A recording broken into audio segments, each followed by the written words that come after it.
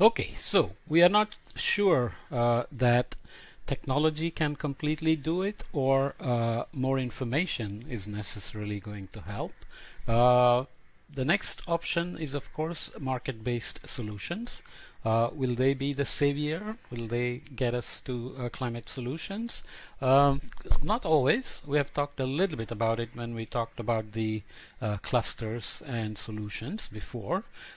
This is slightly different way of looking at it from Hari Han's point of view. I've just added these graphics from somewhere. You can see the link here.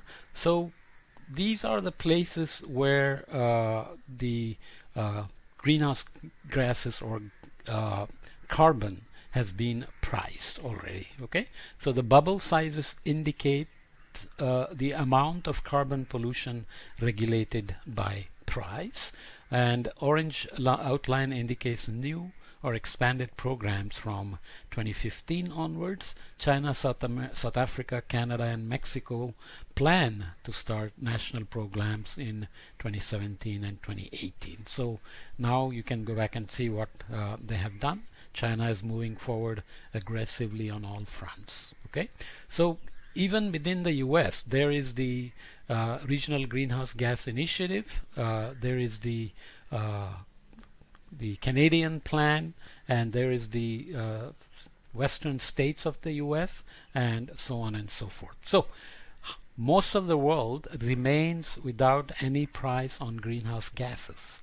So pricing things is one of the main tools of market-based solutions, right? If greenhouse gases are causing climate problem and it is bad for food, water, agriculture, health, businesses, and so on, then there should be a price on greenhouse gases. But obviously not everybody is on board with that, so it's not clear if market-based solutions are going to make it happen. As countries prepare to meet Paris climate goals, more than 100 are using or considering using a carbon price. So here is another way to look at it. These are the countries that participate in international and domestic carbon pricing. Again, US promptly missing. These are the ones that are already doing domestic carbon pricing. These are considering participating in international carbon pricing in the future, and so on. So Russia remains out there. Greenland, of course, doesn't matter, but large parts of South America. Africa is a different issue because it's still very poor. They haven't contributed to historically to the global warming problem. But these rich countries in the Middle East, they are selling the oil. China is manufacturing things, polluting, but it's sending everything elsewhere. So how do you even price carbon? At source or at the point where it's used, right? If you are driving a car that's manufactured elsewhere, where do you count the carbon footprint of the production process? So many issues remain, but there are other tools coming along, like the so-called impact investing, which means investing your funds into things like mutual funds or exchange traded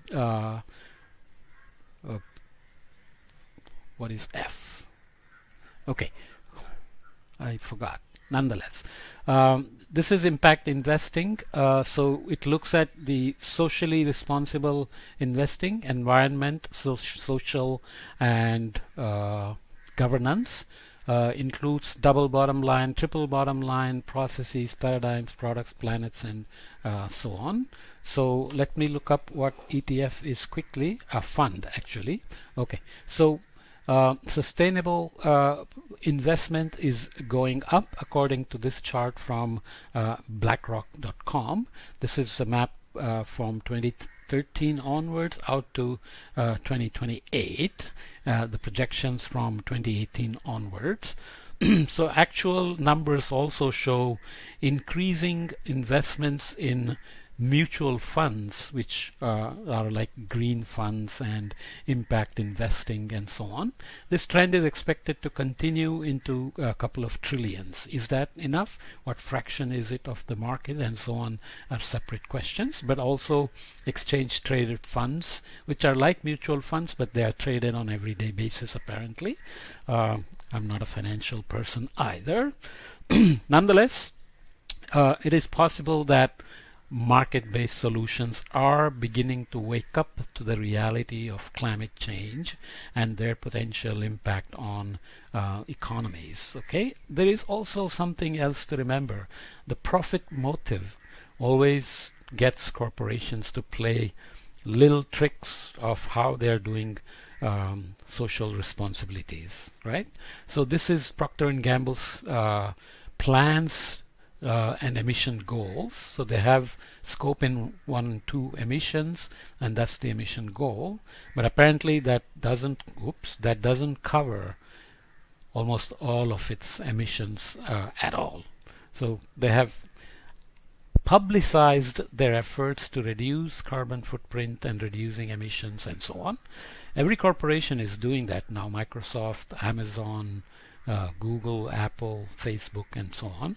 So you have to always dig deeper to see what is it that they are announcing, what are the fine footprints, and what may be missing in the proposed plan. And then there are more blatant profit motives, like the Volkswagen Dieselgate. In I think 2013 or so, Volkswagen admitted to fitting 11 million diesel vehicles worldwide with software to cheat pollution tests.